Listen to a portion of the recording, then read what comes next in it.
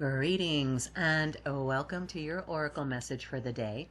I am Kat Morgan and I welcome you to this video, to this channel, and to this space.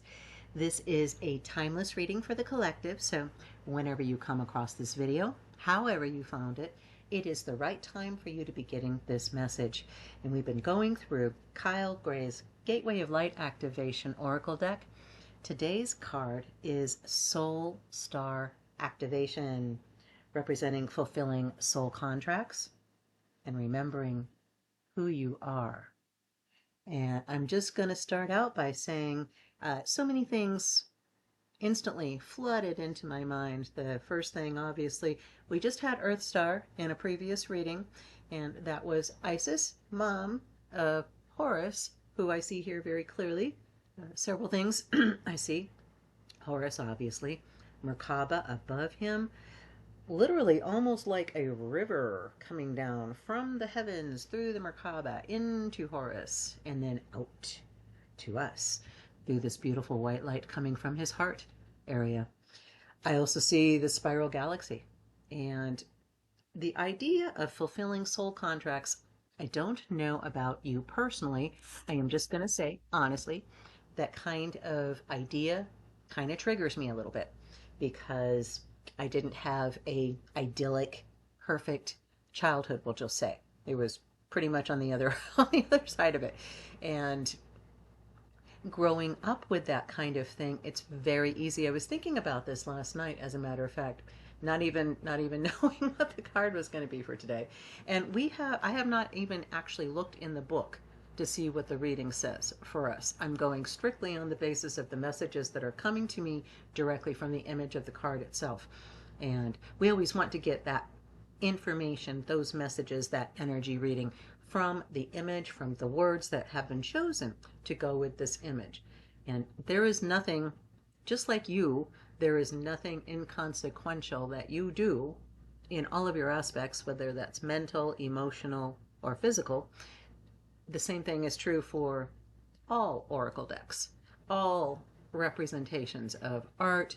These are intentional creations that are intended to give you a specific kind of energy, a specific kind of message, a specific kind of response to your question to the universe about what you're doing, where you're going, how you're supposed to do it, and when are you going to get there, right? When is this going to be all done? Soul contracts. Just the idea for me last night, what I got a hold of, and it was so exciting. If I hadn't been so exhausted, I would have jumped up and written a whole bunch of stuff down. But I've been working pretty hard on my regular job thing, and so I'm a little bit on the not well rested side, we'll just say. So anyway, last night while I was considering this idea of how we define ourselves, and I've been working through this process for many years now, where I started out obviously with kind of, shall we say, background history, family history, that I had this mentality of the victim. And I was always angry. I was furious with everything, anything that was a breach of the law, anything that I felt was a breach of a contract, an agreement between myself and somebody else, a friend, a partner, a child, a parent, whatever, it doesn't matter, a boss, a coworker. We come into these experiences from the first time that we meet someone until the last time when they exit our life, however that happens. We come into the experience with a whole bunch of preconceived ideas and notions about how this relationship is going to be. And when anything happens that is in contrast to what our perceived idea is of how things should be, we get triggered. We get active energetically, and not in good ways, where we are coming from a place of fear or anxiety or anger, frustration, bitterness, feeling betrayed. Okay, all of those things, they're all valid. They're all valid emotions, but they're not helpful. They're not beneficial. They're not healing.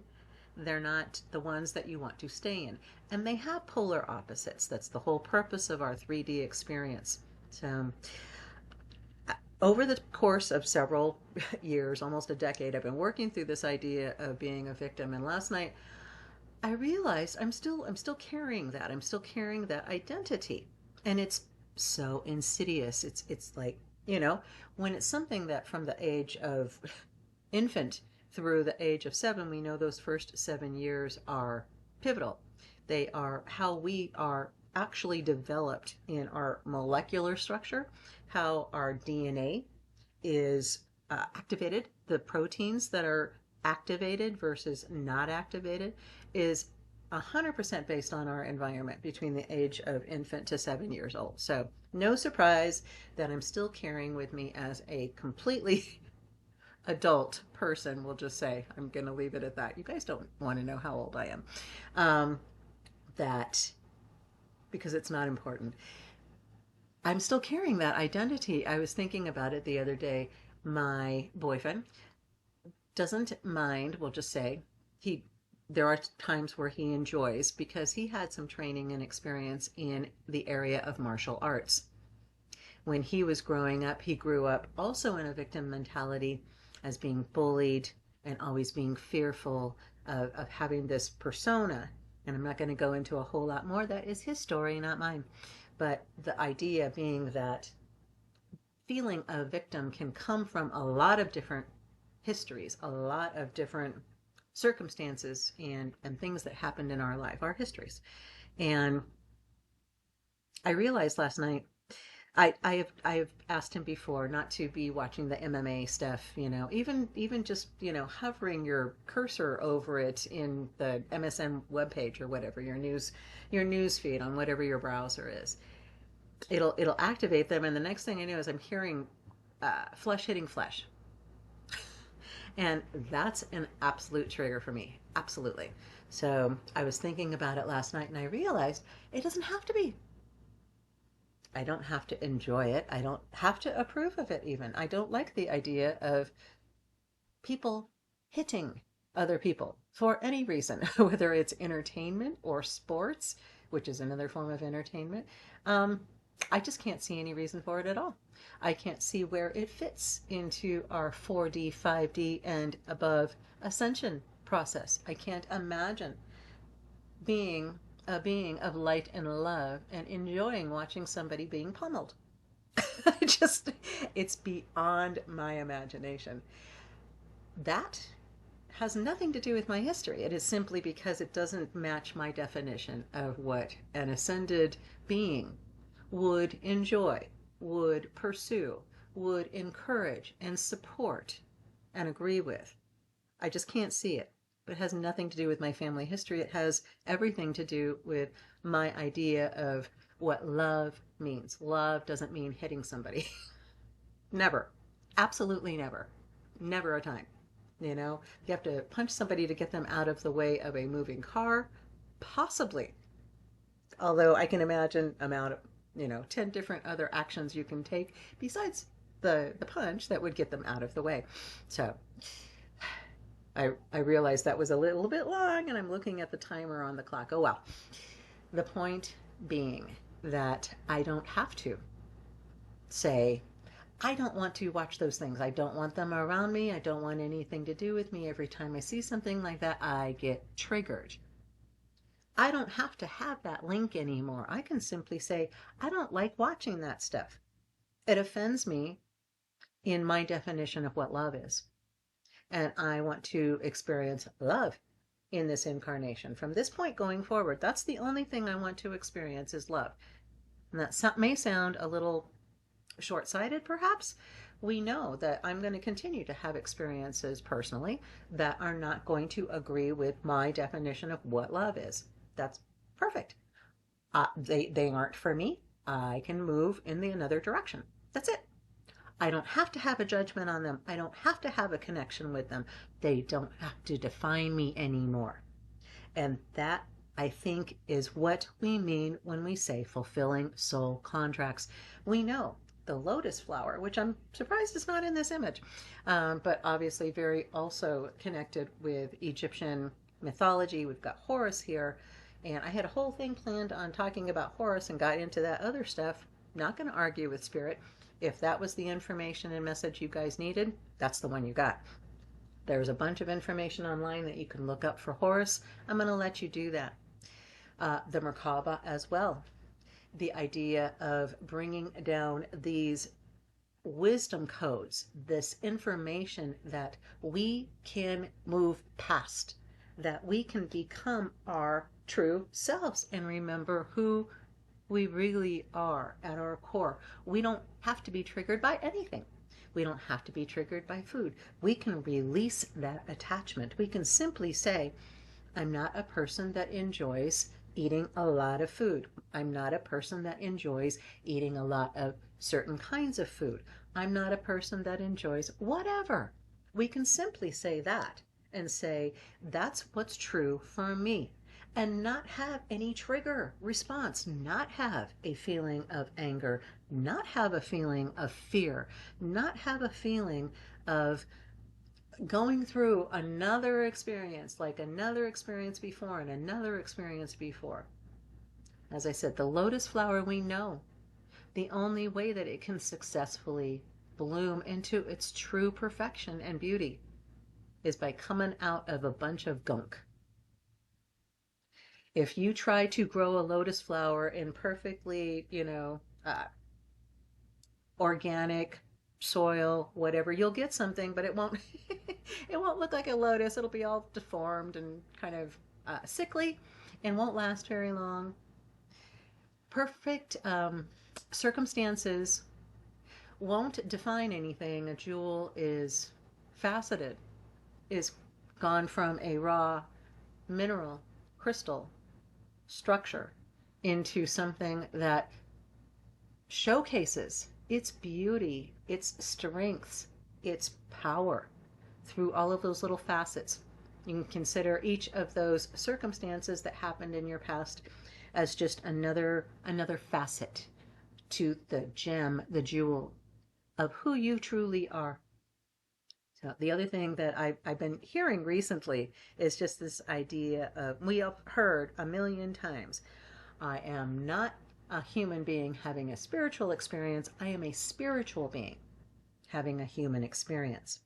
And that's still true, but I want to take it up a notch. Let's just bump that up one level, shall we? Up level this. And instead of saying I'm a spiritual being having a human experience, let's say it correctly. I'm an energetic being.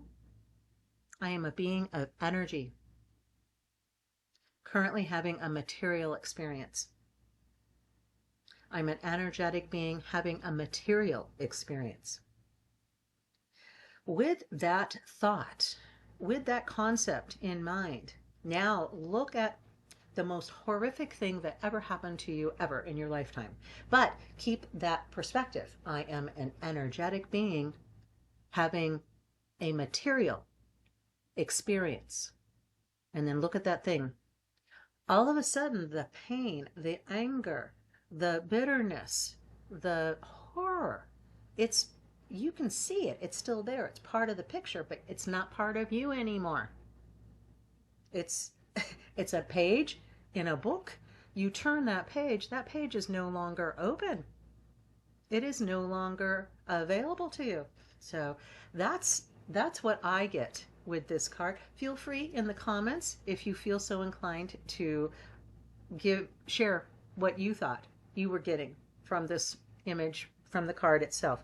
Let's take a look in the book. We're at 14 minutes on the timer, and see what our reading says. It'll have 3 parts: a general information about the card, a second part for how to connect with it personally, and then a third part for the personal reading for you from that connection. Soul Star activation. The Soul Star chakra is the energy center that is found about 6 to 12 inches, or about 15 to 30 centimeters above the crown or the top of your head, and connects us directly with soul wisdom. It is our gateway to the etheric realms, which is our our etheric body. We just talked about this in the Authentic Self series with the throat chakra. So if you have an interest in that, you are welcome to go check that out after you get done with this video. It is the gateway to the etheric realms, which hold all the lessons of the incarnations that we have experienced. Through our soul star, we access information and wisdom, like a computer connecting to the internet through broadband, instead of having to go through the dimensions to access this information. We can remain connected at all times and download support as required. This, the Egyptian god Horus here, which we see, appears on this card as our spiritual guide.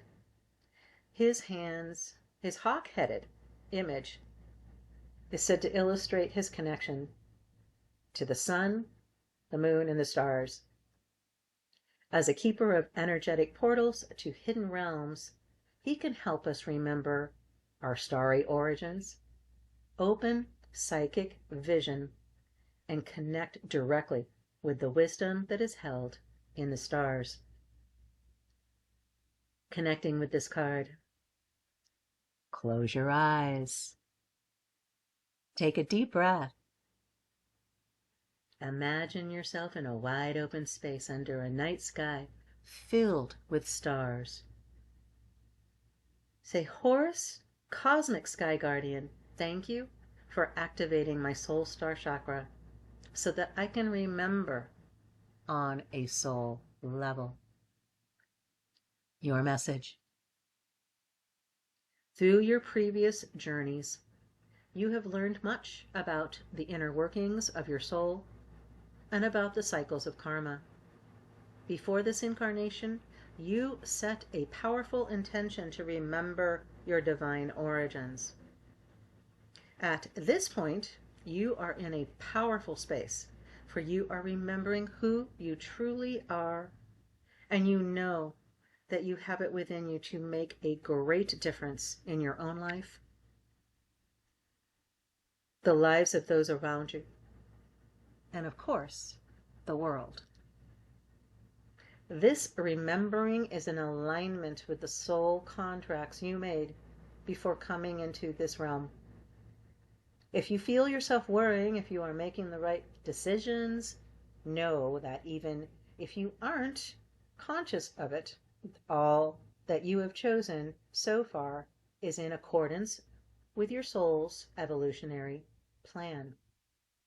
And when you draw this gateway, you are opening up on higher levels. Just like we were saying, up leveling it. So, energetic beings, that's who we are. We are spiritual beings, absolutely, but beings of energy, beings of vibration, beings of frequency, and each of us has a unique energetic signature that is part of this beautiful tapestry of reality that we experience on a moment-to-moment level right now in this 3D reality. But if you're here on this channel, if you're listening to this video, you are part of the collective. You're part of this collective for this channel, but also we are all a part of the collective, the cosmic collective of everybody, every being, every entity on all planes of reality, all parallel realities, all star systems throughout the universe, all beings that ever had any kind of consciousness. So we're talking about plants, crystals, as well as animals and people. We all have, everything in this experience has a vibration, and they are critical. Every single one of us is critical. We are unique. Each one of us has unique individual skills, knowledge, experience, wisdom, energy, vibration that is required for this universe to function. There is nothing unimportant about you. Everything you do is meaningful and is impacting not just your life personally, but because you are not an island, you are not separated, you have people that you are in contact with. Your vibration around you affects the vibration of the air around you, the quantum field that surrounds you, which everybody else is connected to. So just like a harp or a guitar, as soon as you pluck one string, everything starts vibrating. You can feel it in the body of the guitar. You can feel it in your hand holding the guitar. You can feel it in the air around you. You can even feel it. Vibration is not possible to separate. It's like trying to separate the ripples on a pond. It's just not going to happen. It's like trying to separate a bit of wind. Never going to happen. Trying to live your life as not impacting anybody else is not going to happen.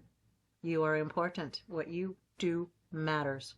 So this is the reading that we've got for our card for today. Very interesting, very powerful, but very challenging.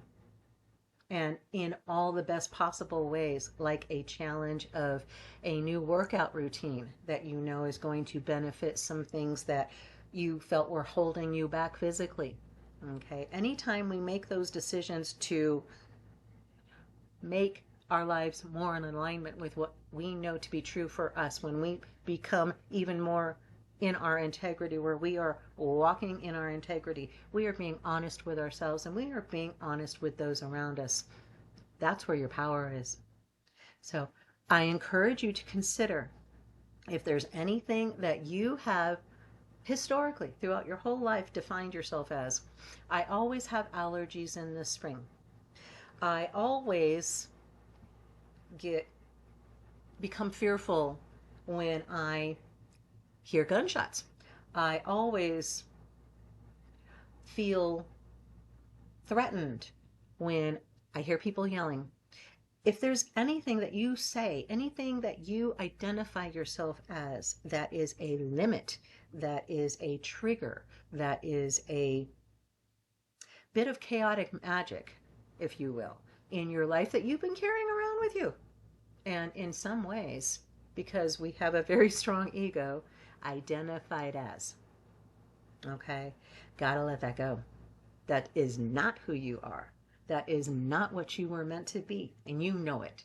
So let it go. Release. That's our message for the day. I'm looking at the timer. Gotta go. I love you. Have the most amazing, fantastic day. I do hope that this resonated with you. If you haven't already liked and subscribed, commented, shared, feel free to do any of that as well. Let go of anything that no longer serves you. Take advantage of everything that does. Be you. You don't have to be anybody else. You don't have to hide or pretend to be anything else. Okay? I love you. Namaste and ciao for now.